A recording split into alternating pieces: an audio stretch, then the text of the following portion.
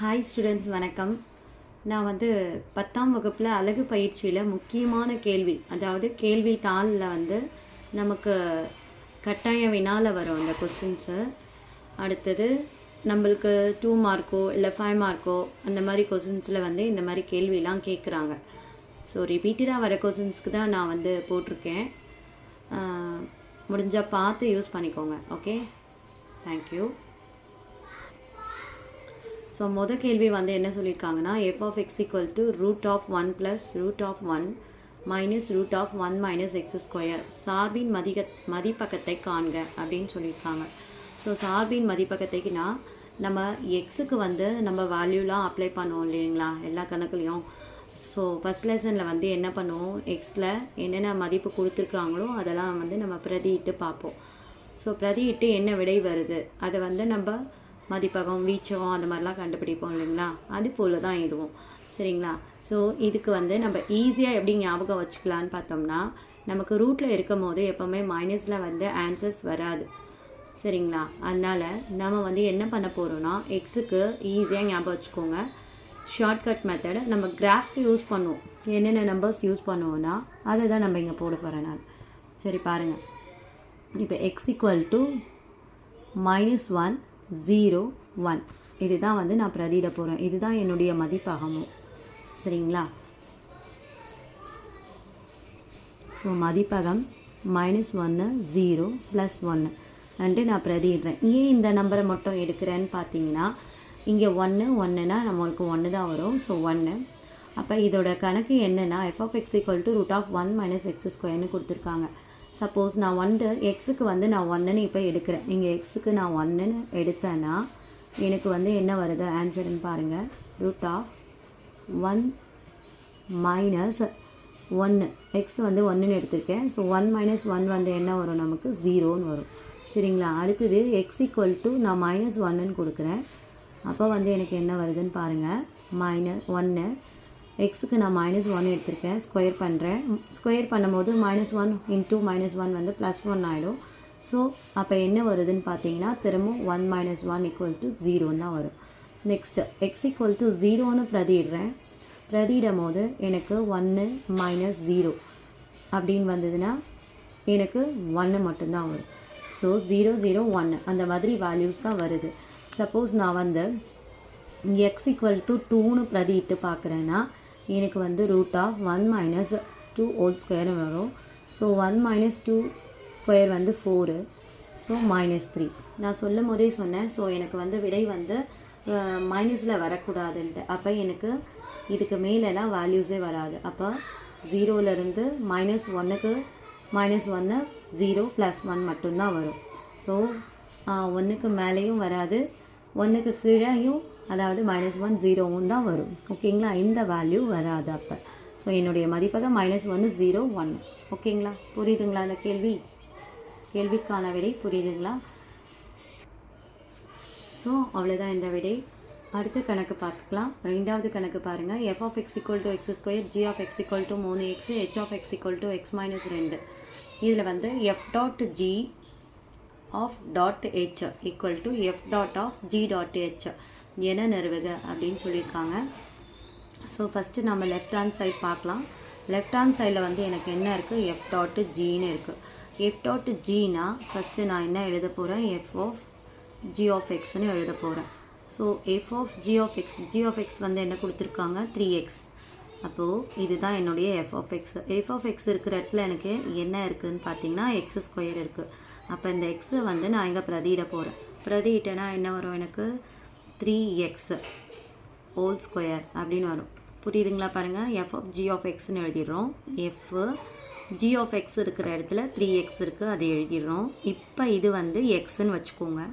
F of X இருக்கிற இடத்துல நமக்கு என்ன இருக்குது, x² இருக்குது. அப்போ எக்ஸ் இருக்கிற இடத்துல இந்த 3xஐ நான் பிரதியிட போகிறேன். பிரதியிட்டேன்னா x² வந்துச்சு. ஓகேங்களா. நெக்ஸ்ட்டு இது முடிஞ்சது. இப்போது f dot g dot h. So 3x² dot ஹெச்ன்னு பார்க்குறோம். அப்படின்னா இது வந்து h ஆஃப் எக்ஸ்ன்னு வரும். h ஆஃப் எக்ஸ் இருக்கிற இடத்துல எனக்கு கொஸ்டினில் என்ன இருக்குதுன்னு பார்த்தீங்கன்னா x - 2ன்னு இருக்குது. ஸோ அப்போ நான் என்ன பண்ணுறேன்னா h of x வந்து 3, எக்ஸ் இருக்கிற இடத்துல இதை அப்படியே பிரதியிட போகிறேன். எக்ஸ் இருக்கிற இடத்துல இதை எடுத்துகிட்டு வந்து நான் பிரதிடுறேன். எக்ஸ் மைனஸ் 2 ஹோல் ஸ்கொயர் அப்படின்ட்டு. இப்போது இது என்ன ஃபார்முலாவில் இருக்குதுன்னு பார்த்தீங்கன்னா, ஒரு நிமிஷம், இங்கே 3x² போட்டிருந்தோம் இல்லையா, அப்போ இது வந்து 9x² ஆகிடும். அப்போ வந்து இங்கே 9x² வச்சுக்கோங்க. இப்போ 9x² இல்லைங்களா. ஸோ h of x வந்து இது 9x minus 2 ஹோல் ஸ்கொயர். இப்போது இது வந்து a minus b whole square ஃபார்முலாவில் இருக்குது. நான் அந்த ஃபார்முலாவில் போட போகிறேன். இந்த 9 அப்படி வச்சுக்கோங்க. a² minus 2 into ab plus b² அப்படின்னு வரும். அப்போ 9x² minus 2 2s are 4x plus 4ன்னு வரும். இப்போ நான் அந்த மல்டிப்ளை பண்ணிக்கிறேன். ஸோ 9 அதை முன்னாடி இருக்கிறது நான் எழுதிக்கிறேன். எழுதினா எனக்கு கொஞ்சம் கம்ஃபர்டபுளாக இருக்கும். x² minus 4x plus 4ன்னு இருக்குது. இப்போ இதை அப்படியே பெருக்கிக்கலாம். 9x² minus 9 4s are 36x plus 9 4s are 36. இதுதான் என்னுடைய மொதல் சமன்பாடு. இது எப்படி மிஸ் பெருக்குனீங்கன்னா 9 வந்து எல்லாமே காமன், இந்த 3 நம்பருக்கும் காமனாக இருக்குது. சரிங்களா. இப்போ நான் திரும்ப சொல்கிறேன் பாருங்கள். f dot g f of g of x இருக்குது. f dot gனாவே f of g of xன்னு எழுதினோம். g of x இருக்கிற இடத்துல எனக்கு என்ன இருக்குது, 3x இருக்குது. அந்த 3x இங்கே எடுத்துகிட்டு வந்துட்டேன். இப்போது இது வந்து f of xன்னு ஆகிடும். f of x நமக்கு என்ன கேள்வியில் கொடுத்துருக்காங்க, x² கொடுத்துருக்காங்க. ஸோ x²ன்னு எழுதிட்டேன். இப்போ இந்த 3x அப்படியே இந்த எக்ஸை வந்து நான் x இருக்கிற இடத்துல இந்த 3x பிரதியிடுறேன். பிரதியிடும் போது இந்த 3² வந்து எனக்கு என்ன ஆகிடும், 9ன்னு ஆகிடும். x² வந்துடும். இப்போ f டாட்டு g முடிச்சிட்டோம். டாட் ஹெச்னு எழுதுகிறோம். இப்போ என்ன கண்டுபிடிச்சேன், 9x² கண்டுபிடிச்சேன். டாட்டு ஹெச், அதாவது h of x. So h of xயில் எனக்கு கேள்வியில் என்ன இருக்குதுன்னு பார்த்தீங்கன்னா x minus 2ன்னு இருக்குது. ஸோ அந்த x minus 2 எழுதுகிறேன். ஓகேங்களா. ஸோ இப்போ 9x minus 2ன்னு இருக்கிறத வந்து நான் x² இருக்கு இல்லையா, இங்கே அந்த x minus 2 எடுத்துகிட்டு வந்து இதில் பிரதியிட போகிறோம். x minus 2ன்ற இடத்துல பிரதியிட்டாச்சு, x இருக்கிற இடத்துல. So square. இப்போ a minus b whole square ஃபார்முலாவில் இருக்குது. So a² minus 2ab plus b². இது வந்து x². 2 2s are 4x plus 4ன்னு ஆகிடும். இங்கே மைனஸ் இருக்கிறதால மைனஸ் வரும். இப்போ இந்த 9 வந்து இந்த 3 நம்பருக்கும் நமக்கு காமனாக இருக்குது இல்லைங்களா. அதனால் நான் வந்து என்ன பண்ணுறேன், மல்டிப்ளை பண்ணுறேன். So 9x² minus 4x plus 4ன்னு பார்த்தோம்னா 9x² minus 36 plus 36 first equation ஆகிடுச்சு. ஓகே. அடுத்தது நான் இப்போ ரைட் ஹேண்ட் சைடு வரேன். ரைட் ஹேண்ட் சைடு எனக்கு என்ன கொடுத்துருக்காங்கன்னு பார்த்தீங்கன்னா, g dot f dot of g dot ஹெச்ன்னு கொடுத்துருக்காங்க. இப்போது g டாட் ஹெச்சை நம்ம ஃபஸ்ட்டு பார்க்க போகிறோம். இது ரைட் ஹேண்ட் சைடில் ப்ரூவ் பண்ணிகிட்ருக்கோம் இல்லைங்களா. ஸோ g டாட் ஹெச்னா நம்ம எப்படி எழுத போகிறோன்னா, g ஆஃப் h of xன்னு எழுதுவோம். So g of h of x வந்து நமக்கு என்ன கொடுத்துருக்காங்கன்னு பார்த்தீங்கன்னா, h of x x minus 2 கொடுத்துருக்காங்க. So h of x x minus 2ன்னு அப்போ இது வந்து g of x ஆகிடும். g of x வந்து நமக்கு என்ன இருக்குதுன்னு பார்த்தீங்கன்னா 3xன்னு இருக்குது. So g of x 3x இல்லைங்களா. அப்போ நான் என்ன பண்ண போகிறேன், 3 இந்த x இருக்கிற இடத்துல x minus 2 இருக்குது. அந்த x minus 2 எடுத்துக்கிறோம். இப்படி போட்டிங்கன்னா இப்போ 3 into x 3x minus 3 2s are 6. ஓகேங்களா. இதுதான் நம்மளுடைய g of x. இப்போ நான் என்ன ப்ரூவ் பண்ணோம், f dot of g dot h. So g dot h கண்டுபிடிச்சிட்டோம். அப்போது f dot of 3x minus 6ன்னு இருக்கும். அதாவது இது f of xன்னு இருக்கும். f of xக்கு வந்து நமக்கு என்ன கொடுத்துருக்காங்கன்னு பார்த்தீங்கன்னா x² கொடுத்துருக்காங்க. அப்போ இந்த xயில் நம்ம அப்படியே இதை பிரதியிட போகிறோம். 3x minus 6 ஹோல் ஸ்கொயர் அப்படின்னு எழுதிட்டோம்னா இதுவும் நமக்கு a minus b whole square ஃபார்முலாவில் இருக்குது அப்படின்ட்டு நம்ம ப்ரூவ் பண்ண போகிறோம். ஸோ பாருங்கள், a² minus 2ab வந்து 6 சாரி b². ஓகேங்களா. இப்போ 3² பண்ணோம்னா நமக்கு என்ன வரும்னு பார்த்தீங்கன்னா 9x² வரும்.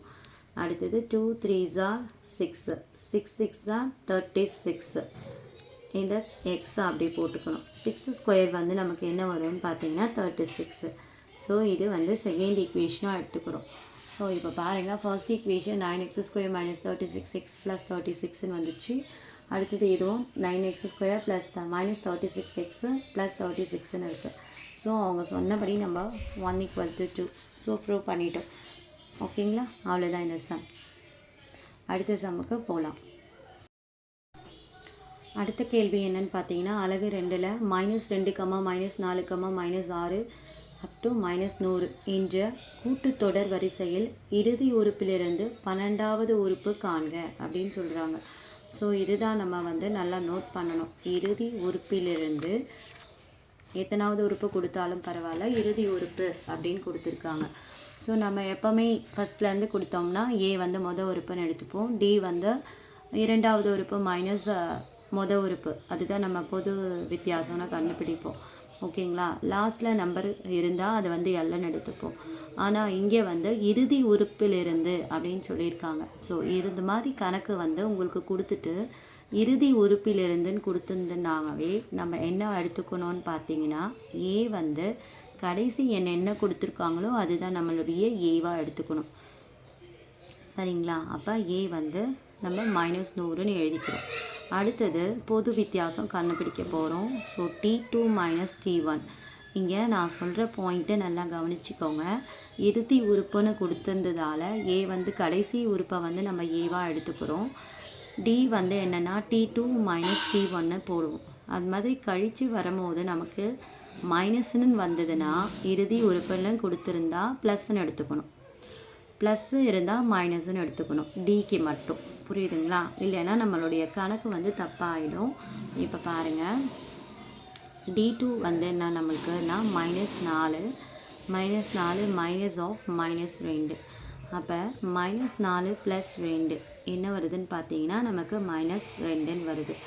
இப்போ இறுதி உறுப்புன்னு கொடுத்ததால டி வந்து இறுதி உறுப்பிலிருந்து D = இப்போ எனக்கு கிடைச்சது வந்து -2. நான் வந்து இப்போ இங்கே என்ன எடுத்துக்கணும்னு பார்த்தீங்கன்னா +2 எடுத்துப்பேன், இறுதி உறுப்பிலிருந்து கொடுத்ததால. சரிங்களா,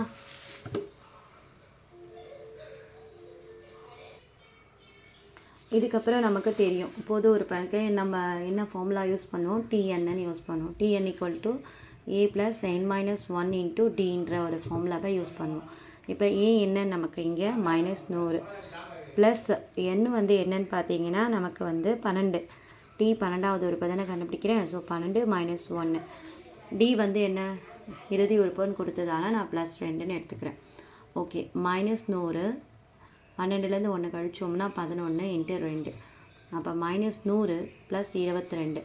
இப்போ 100லேருந்து 22 மைனஸும் ப்ளஸும் பார்த்தோம்னா நமக்கு மைனஸ் வரும்.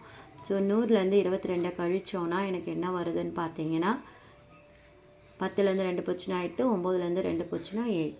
ஸோ என்ன வருது, -78 வருது. இங்கே பெரிய நம்பர் வந்து எனக்கு மைனஸ் இல்லைங்களா, அதனால். ஸோ 12வது உறுப்பு வந்து என்ன விடை வந்ததுன்னு பார்த்தீங்கன்னா -78 வந்தது. அவ்வளோதான் இந்த கணக்கு. அடுத்து அலகு 3ல் 9வது கேள்வி. 289 x⁴ -612 x⁻³ + 970 x² -684 x + 361 அப்படின்ட்டு வர்க்கமூலம் கண்டுபிடிக்க சொல்லியிருக்காங்க. ஸோ நமக்கு வர்க்கமூலம் வந்து 289 இதில் போகும்னு பாருங்கள். 289 இதில் போகும் 17 எனக்கு வந்து 289 இல்லைங்களா. ஸோ இங்கே x⁴ இருந்தால் தான் x⁴2 x⁴2. ஸோ 289 ஆகிடும். x² வந்து என்ன ஆனால் படி வந்து நம்ம பெருக்கும்போது கூட்டலாம் இல்லைங்களா. ஸோ 2 + 2 வந்து 4 ஆகிடும். இப்போ இது கழிச்சுக்கணும், கழிச்சுட்டு அப்போ இது 2 கேன்சல் ஆகிடும். அடுத்து 2 நம்பரை நம்ம இறக்கணும். 612 x⁻³ + 970 x² அப்படின்னு இருக்குது. சரிங்களா, இப்போ 17 நம்ம கூட்டிக்கோங்க. கூட்டிக்கிட்டோம்னா என்ன வரும்னா 34 எக்ஸ் ஸ்கொயருன்னு இருக்கும். சரிங்களா? இங்கே மைனஸ் குறி போட்டதால் நம்ம இங்கேயும் மைனஸ் போட்டுக்கோங்க, இங்கேயும் மைனஸ் போட்டுக்கோங்க. இப்போ என்ன இருக்குதுன்னு பார்த்தீங்கன்னா, இங்கே வர நம்பர் வந்து எனக்கு என்ன இருக்குது, 612ன்னு வருது. ஸோ 612 எக்ஸின் அடுக்கு 3 பை 34 எக்ஸின் அடுக்கு 2 அப்படின்னு இருக்குது. ஸோ இந்த 3 இங்கே 2, அப்போ ஒரு எக்ஸ் எனக்கு மேலே இருக்குது. இப்போ 34 612 நான் வகுத்து பார்க்கணும், அடிக்க முடியல. ஸோ நம்ம அடிக்க முடியலன்னா நம்ம இப்படி வகுத்து பார்த்துக்கலாம். 612 34ஆல் வகுங்க. 2 34 வந்து எனக்கு 68 வரும் இல்லைங்களா? அதனால் ஓர் 34 நான் போடுறேன். போட்டோன்னா 11லேருந்து 4 போச்சுன்னா எனக்கு எவ்வளோன்னு பார்த்தீங்கன்னா, 11ல் 4 போச்சுன்னா எவ்வளோ, 7. ஸோ 5லேருந்து 3 போச்சுன்னா எனக்கு எத்தனை வரும்னா 2. ஸோ 2ன்னு போட்டுக்கிறோம். ஓகே. இப்போது இந்த 272 4 கூட எந்த நம்பர் பெருக்கணும்னா நமக்கு 2ல் முடியும்னு பாருங்கள். 6 4 24 வருது. ஸோ 8 8 4 32 போட்டு பார்க்குறேன் நான். 8 8 3 24 25 26 27 வந்துருச்சு. ஸோ 0 வந்துடுது. அப்போ இந்த 18 எக்ஸை நான் இங்கே போட போகிறேன். சரிங்களா? 18 எக்ஸு கவனிச்சுக்கோங்க. இங்கே எக்ஸ் ஸ்கொயர்னா எக்ஸு, அடுத்தது வந்து நமக்கு மாறிலி வரும். ஓகேங்களா? தெரியாதவங்க அப்படி போட்டுக்கலாம் நம்ம. ஸோ இந்த 18யும் 34யும் பெருக்குங்க. 18யும் 34யும் பெருக்குனா எனக்கு என்ன கிடைக்கும்ன்ட்டு நான் இங்கே காமிக்கிறேன் பாருங்கள். 18யும் 34யும் பெருக்குனா 4 8 32 மிச்சம் 3 1 4 3 7. ஸோ 8 3 24 மிச்சம் 2 1 3 3 5. ஸோ 8 9 10 11 612 வந்துடுச்சு. ஸோ 612 எக்ஸின் அடுக்கு 3. இப்போ இங்கே மைனஸ் இருக்கிறதால நம்ம இதையும் பெருக்கும் போது மைனஸ் வரும். எக்ஸ் ஸ்கொயர் வந்து எக்ஸு க்யூபு ஆகிடும். ஓகேங்களா? அடுத்து மைனஸ் இன்ட்டு மைனஸ் வந்து இங்கே ப்ளஸ். 18யும் பெருக்கி பார்க்கலாம் நம்ம. ஸோ நான் இங்கே பெருக்கிறேன் பாருங்கள். 18யும் பெருக்கணும்னா 8 8 64 மிச்சம் 6 ஒரு 8 8 கூட 6 கூட்டினோம்னா 14 ஒரு 8 ஒரு 1 324ன்னு வருது எனக்கு. ஸோ 324 எக்ஸ் ஸ்கொயர் போட்டுக்கிறேன். இப்போ நான் வந்து சைன் சேஞ்ச் பண்ணணும். இங்கே மைனஸ் இருந்தால் இங்கே ப்ளஸ் போட்டுக்கணும், இங்கே ப்ளஸ்ன்னு இருந்தால் மைனஸ் போட்டுக்கணும். அப்போ இது கேன்சல் ஆகிடும். இப்போ இதை கழிச்சுக்கோங்க.